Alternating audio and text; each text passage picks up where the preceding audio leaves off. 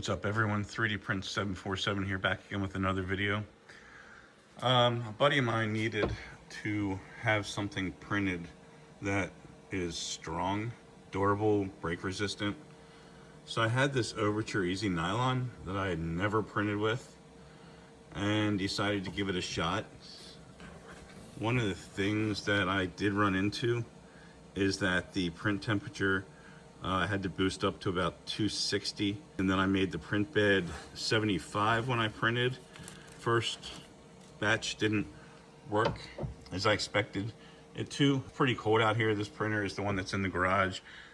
And last night here in Florida, surprisingly, we had freezing temperatures. It got down to 29 degrees.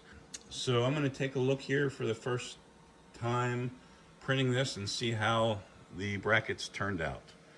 So the printing is completed. We can confirm that. And let's pop this door open.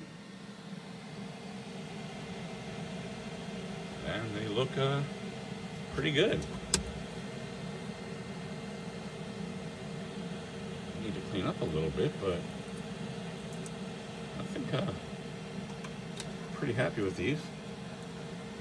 They seem pretty strong. Very lightweight. I'm gonna get these off here and get them on my desk, and we'll take a look at them closer. Okay, so here's where we landed. I've cleaned up these for the most part. They turned out really, really nice. I'm really happy with them. Hopefully they are what my buddy needs. It came with two different types of STL, one with these indents and ones without. So I did 5 of each, just to see if he notices any difference as far as like fit, function, whatever. Maybe, I don't know, if that's just for design or not. I mean, they look like they are all the same size and everything, so not really sure. But got these. This is what they kind of printed like, all this stringing, and this is probably my fault, and I have to tune the nylon in a little better. Again, it's the Overture Easy Nylon. I went on Overture's website and all of the links to download profiles were dead, so I just kind of came up with my own, which was basically just 260 at the nozzle and then 75 on the bed. But I overdid it a little bit because, like I said before, the printer is in the garage and it was 30 degrees over here through the night. So I wanted to make sure that everything stayed hot. I also removed the riser that I built off of the Century Carbon, and then put the glass directly down so that it would be hotter inside. And that seemed to help a lot, because the first print that I tried with these, I did leave that little riser on. Even though it was closed, I think it still let in enough cold air and things weren't sticking. And then I had spaghetti on a couple of them, so I just killed everything and restarted the print just to make them look nice. I'm not sending out crap to people. But anyway, not a whole lot of cleanup to do.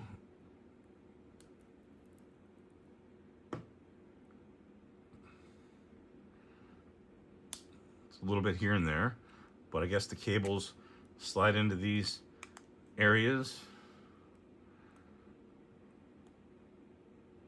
snap in, I guess, because there's a little lip on them.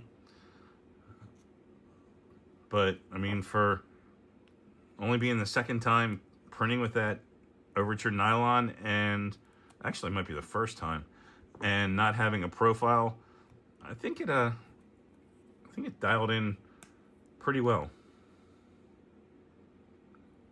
No issues at all, except for the stringing, which, like I said, again, could be because I had the nozzle just a little too hot, but I would have rather had it like this than too cold and getting stuck. And this is all of the waste that I got off of all of those pieces. So not a huge amount of stringing or issue. This one kind of looks like it's got a couple of the same kind of little nubbins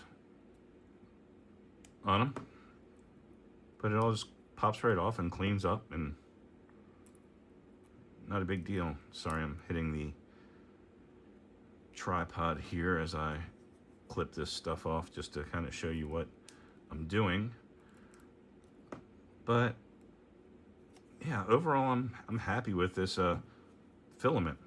I wish that their download links weren't dead, because I would have liked to get one of their profiles for this. They were just all broken.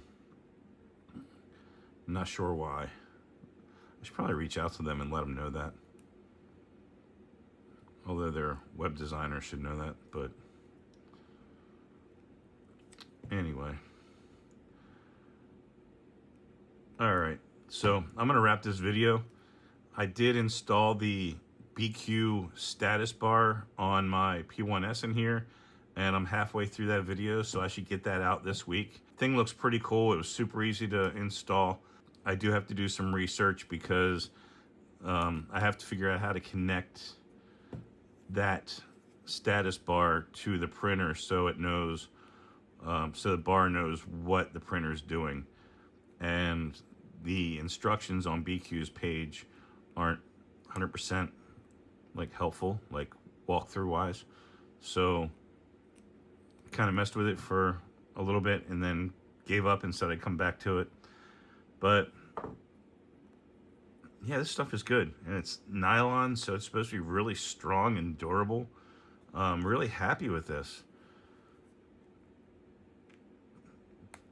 I was gonna do PETG carbon fiber, but I had this available, and actually looking online, it says nylon is stronger than the PETG carbon fiber. So yeah, I'm gonna get these sent out, and hopefully my buddy can use them. If not, I'll order the PETG carbon fiber. I don't know if the nylon shrinks when it prints, like the dimensions. I don't know if they're gonna be off. That's the only thing that I worry about, since I've never really printed with this before and used it in a situation where size and dimensions are like specific and need to be 100% accurate. But I'll update in the comments once he gets them and installs it, or tries to install them, and let you know how it shrinks, how they turn out on the bike. I think it's for a mountain bike that he has, if I'm not mistaken. Anyway, thanks for watching, guys. Please hit that like and subscribe button if you haven't already.